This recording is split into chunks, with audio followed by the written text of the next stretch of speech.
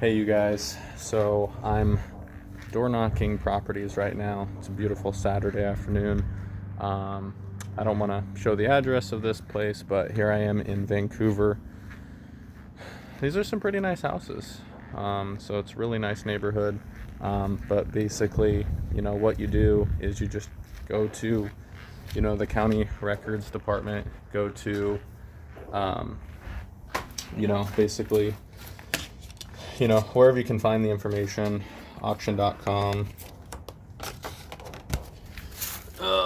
You gotta put that information there. You gotta leave your card. You gotta leave some door hangers and stuff. That way they know you're serious. But basically, what you need to do is just pick a nice, beautiful, weekend.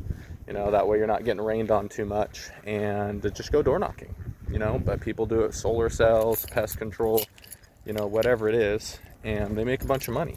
And the same thing with it door knocking, right? You just want to make sure that you're finding the right doors to knock, and those are people who are motivated. So driving for dollars, you're driving around, you see properties that are have a bunch of moss on the roof, their windows are messed up, if they got a bunch of crap all over the place, the front yard's messy, no landscaping.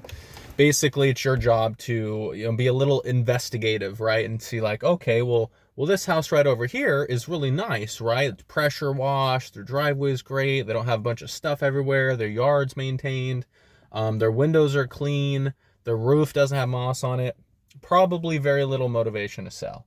But if you see somebody with 5 broken down cars and a boat, and their roof looks like it's ready to cave in, broken windows, all that stuff,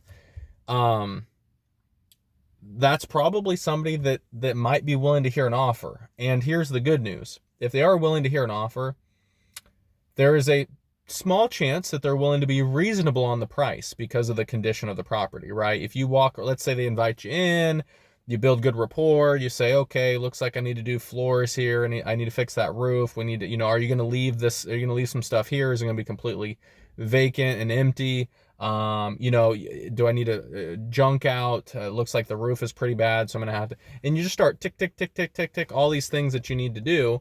Just explain to them like, hey, I want to put a renter in here, or I want to move in here myself, and this isn't really move-in condition, so I need to make it that way. So I can only pay you so much. And then obviously, you got to pay contractors, whether you do the work or yourself or not, it needs to be paid, right? And then for you coming up with all the capital to make this work, you need a little bit of a discount, right? Cash offers are usually discounted. So, so that's pretty much what I'm doing. It's a beautiful Saturday. Most people are probably not going to be home.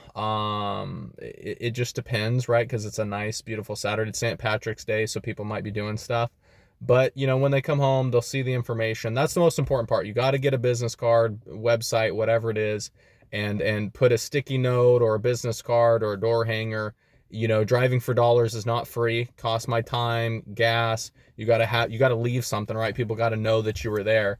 But my number one recommendation, if you are going to go door knocking, is find some motivation already, right? Whether it's divorce, probate, somebody had died in the family, foreclosure, whatever it is, find a good reason to go knock on their door. It'll be worth your time. It is a little rough. There's a lot of people that'll slam the door in your face, leave me alone. And really, I'm just saying, hey, look, you're in foreclosure, you're going to lose your house. Would you at the very least be willing to hear an offer? That way you get some equity, you get some money back instead of just letting the bank take it from you or letting the county take it. So, we're really just here to provide solutions. Just try to offer people some suggestions, some guidance, tell them like, hey, this is the process. This is what's going to happen. Is there anything I can do? Can I hook you up with a realtor? Whatever, is there, do you need, some affordable junk removal people before you list the place? Do you need somebody who can help you paint this place? I can refer you contractors, and just offer help, offer education, and, just try to help people, right? These people are in really tough spots, right? Like they're going to lose their house. They haven't paid their taxes for a period of time. They can't make their payments. They're in default, right? They're 90 days behind. So these people are financially struggling. So just try to be a helping hand, right? Offer advice, offer guidance, offer suggestions, and just, when I talk to people, I said, hey, look, you may not end up doing any business with me. This might be the last time we ever see each other. But here's my information. If you have any questions, if there's anything I can help you with, I'm in the business.